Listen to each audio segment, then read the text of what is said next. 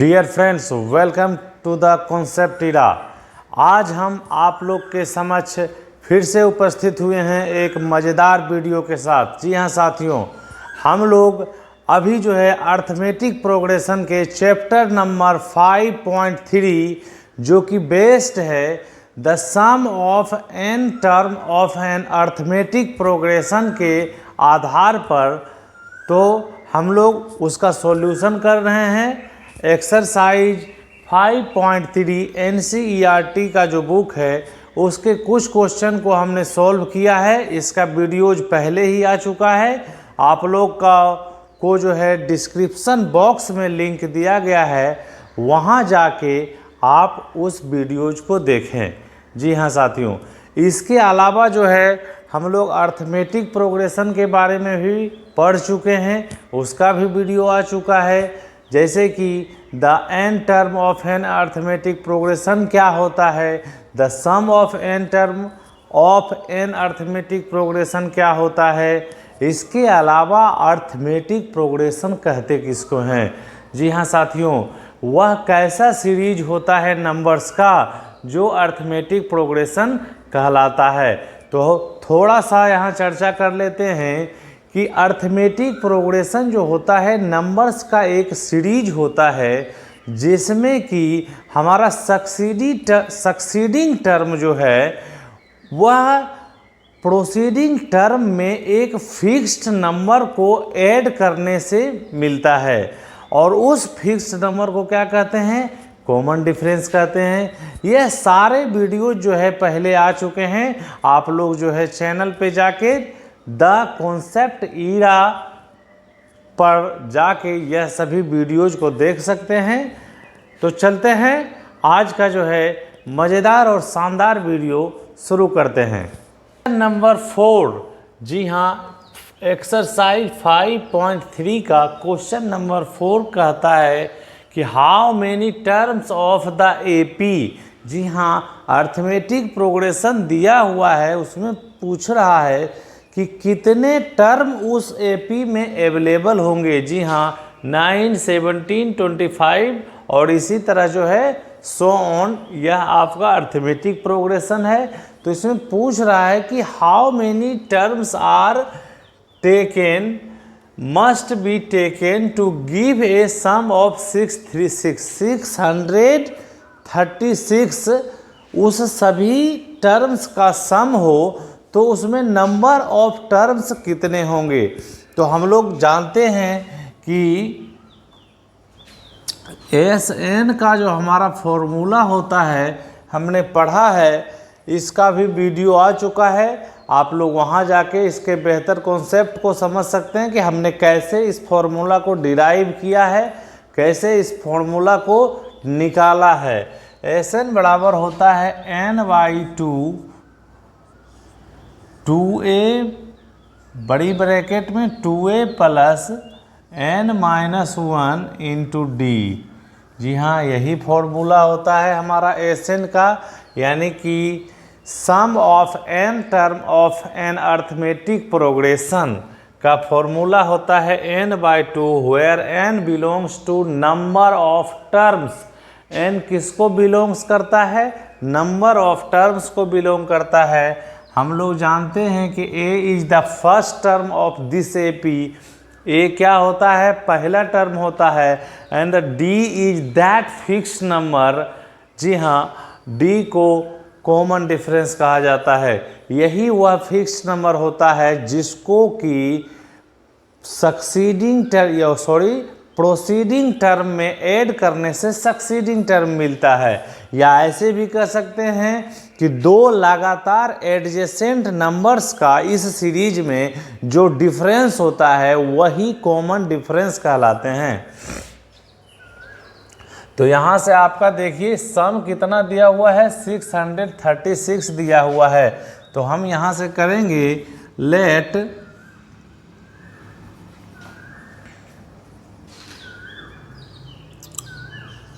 n terms, let sum of n terms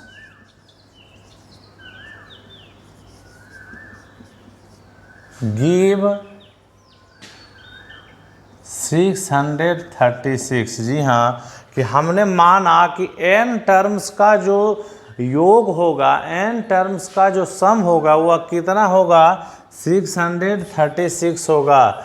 यहाँ पर आपको देखिए क्या क्या दिया हुआ है, गिवन दिया हुआ क्या क्या है। गिवन है कि a equal to first term हमारा AP का कितना दिया हुआ है, 9, तो a इक्वल टू 9 हो गया। d इक्वल टू 2 लगातार एडजेसेंट्स का आप डिफरेंस ले लीजिए, यानी 17 minus 9 equal to 25 minus 17 equal to, आप किसी को भी क्या कर सकते हैं, लगातार दो एडजेसेंट को डिफरेंस में ले सकते हैं नंबर्स को। तो आप यहाँ देखिए 17 में से 9 को सब्ट्रैक्ट कर लेंगे या 25 में से 17 को सब्ट्रैक्ट कर लेंगे तो हमारा क्या मिलेगा, 8 मिलेगा। तो कॉमन डिफरेंस भी मिल गया। अब देखिए इस फॉर्मूला पर हमको जो है सारे वैल्यूज को पुट करना है। तो Sn के जगह हम क्या पुट कर लेंगे, 636, जो कि क्वेश्चंस में दिया हुआ है। तो 636 इक्वल टू क्या हो जाएगा, n/2, 2 इंटू ए के जगह क्या पुट करेंगे, 9 को पुट करेंगे। जी हाँ, 2a प्लस n के जगह n ही रहने देंगे, n-1, और d के जगह हम क्या पुट करेंगे, d का वैल्यू हमने निकाला है 8, d के जगह 8 पुट कर लेंगे। अब हम इस को इक्वेट कर लेंगे तो हमको क्या मिलेगा, n का वैल्यू मिल जाना चाहिए, n/2, 9 इंटू 2 18 प्लस इसको जो है दोनों से करेंगे तो 8n माइनस 8 होगा। तो यहाँ से हमारा मिल जाएगा 636 इक्वल टू n/2, 18 में से 8 को सब्ट्रैक्ट कर देंगे तो 10 प्लस 8n हो जाएगा। ठीक है ना, 10 प्लस 8n हो जाएगा। तो यहाँ से आपका देख लीजिए 636 इक्वल टू, अब जो है इसका निकालेंगे तो यह हो जाएगा n इंटू इस 2 को इस दोनों में, इस 2 को जो है इधर दोनों में क्या करेंगे, डिवाइड कर देंगे। तो इसको लिख सकते हैं 10/2 प्लस 8n/2। ठीक है, तो यहाँ से हमारा हो जाएगा 636 equal to n 5 plus 4n। ठीक है, अब यहाँ से एक टर्म और आगे बढ़ेंगे, 636 equal to 5n plus 4n square, n into n square हो जाएगा। तो यहाँ से आप देखिए 636 equal to 5n plus 4n square. तो यहाँ से हमारा क्या हो जाएगा, लिख सकते हैं इसको 4n स्क्वायर प्लस 5n, जी हाँ, माइनस 636 इक्वल टू 0। ठीक है, अब यह देखिए this belongs to a quadratic equation.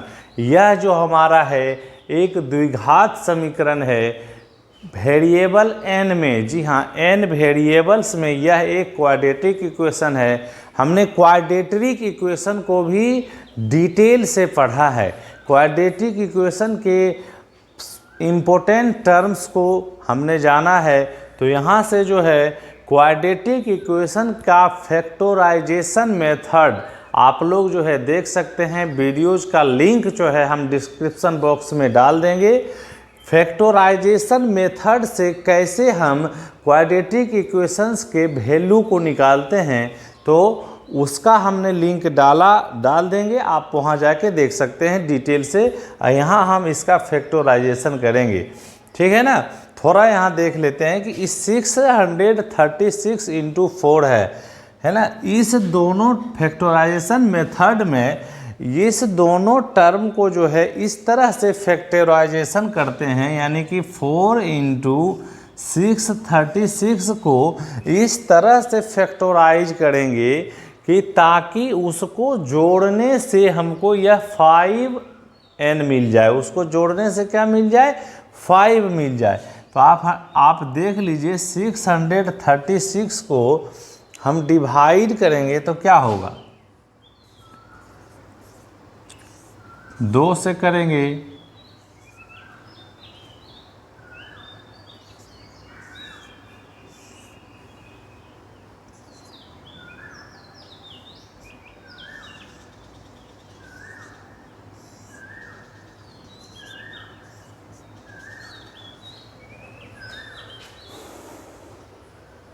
तो इसको लिख सकते हैं हम 4 इंटू 2 इंटू 3 इंटू 2, यह हो जाएगा 12 into 53।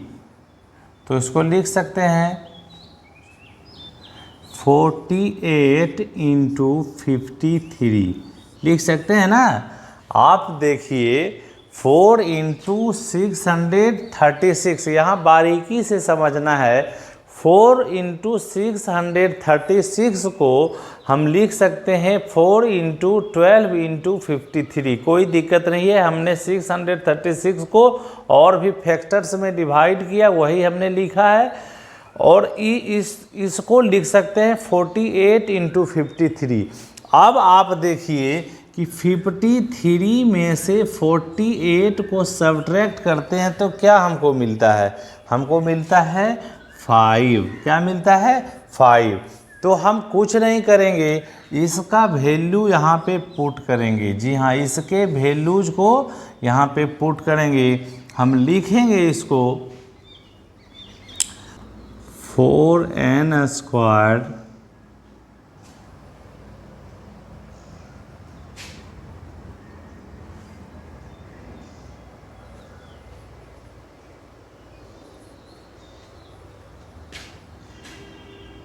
-48n plus 53n minus 636 equal to 0 लिख सकते हैं। यहाँ से जो है हमारा 4n को कॉमन ले लेंगे तो हमारा आएगा n माइनस 4 से इसको काटेंगे 12 बार में कटेगा। जी हाँ, n माइनस 12 प्लस 53 कॉमन ले लेंगे तो यह भी हो जाएगा n माइनस 12 इक्वल टू 0 हो जाएगा। अब यहाँ से देखिए हमने 4n को कॉमन लिया, थोड़ा सा यहाँ मिस्टेक्स हुए थे। 4n को कॉमन लिया तो n माइनस 12 हो गया, प्लस 53 इस पार्ट में कॉमन लिया तो n माइनस 12 हो गया। तो यहाँ से हमें प्राप्त हुआ 4n plus 53 and n minus 12 equal to 0। ठीक है ना। तो या तो यह टर्म 0 होगा या तो यह टर्म होगा 0। अगर हम 4n प्लस 53 को 0 के इक्वेट करते हैं तो आपको n इक्वल टू माइनस 53/4 आता है। और अगर हम n माइनस 12 इक्वल टू 0 करेंगे तो n इक्वल टू 12 आएगा। तो n equal to 12 is the, इसमें होगा पॉसिबल आंसर। क्यों होगा, क्योंकि हम जानते हैं कि number of terms in arithmetic progression कभी भी निगेटिव नहीं हो सकता है और नॉन इंटीजर्स नहीं हो सकता है। यानी कि आपका number of term in arithmetic progression जो होगा वह इंटीजर्स होनी चाहिए, यानी एक पूर्णांक संख्या होगा और निगेटिव नहीं होना चाहिए। तो n इक्वल टू 12 यानी कि नंबर ऑफ टर्म इस अर्थमेटिक प्रोग्रेशन में आपका जो है वह कितना होगा, 12 होगा। यही हमारा आंसर हो जाएगा। दिस इज पॉसिबल, यहाँ लिख सकते हैं दिस इज पॉसिबल। तो थोड़ा डिटेल से हमने क्वाड्रेटिक इक्वेशन को फैक्टराइज करने का भी मेथड बताया। आशा है कि आप लोग बेहतर ढंग से अपनी समझ को विकसित कर पाए होंगे। तो चलते हैं नेक्स्ट क्वेश्चन की ओर। क्वेश्चन नंबर 5 आपका कहता है कि the first term of an AP is 5। जी हाँ, देखिए गिवन है यहाँ पे a इक्वल टू दिया हुआ है 5 first term and the last term is 45। l equal to दिया हुआ है 45 जी, एंड द सम इज 400 और सम कितना दिया हुआ है, 400 दिया हुआ है। जी हाँ, s इक्वल टू दिया हुआ है 400, यानी उस सभी अर्थमेटिक प्रोग्रेशन इस क्वेश्चन में जो अर्थमेटिक प्रोग्रेशन है उसमें जितने भी टर्म्स हैं उसका एड जो है 400 के बराबर है। तो पूछता है find the number of terms. तो इस अर्थमेटिक प्रोग्रेशन में कितने टर्म्स अवेलेबल हैं वो बताइए, एंड द कॉमन डिफरेंस। और क्या पूछना है, कॉमन डिफरेंस पूछना है, ठीक है ना। तो हम लोग जानते हैं s इक्वल टू होता है n/2 और a प्लस l। जी हाँ, यह भी एक फॉर्मूला होता है, यानी s इक्वल टू n/2 और a प्लस l होता है, यानी फर्स्ट टर्म और लास्ट टर्म दोनों होते हैं, ठीक है। तो यहाँ से हमारा निकल जाएगा a plus n minus 1 into D, the last term is 45। First term and last term is 45। तो यहाँ से s इक्वल टू निकलेगा 400 इक्वल टू n/2। a हमारा दिया हुआ है 5 और l दिया हुआ है 45। तो यहाँ से हो जाएगा n/2 इंटू 50, 225 जा 50, यानी 400 इक्वल टू 25n। तो यहाँ से क्या निकल जाएगा, n इक्वल टू निकल जाएगा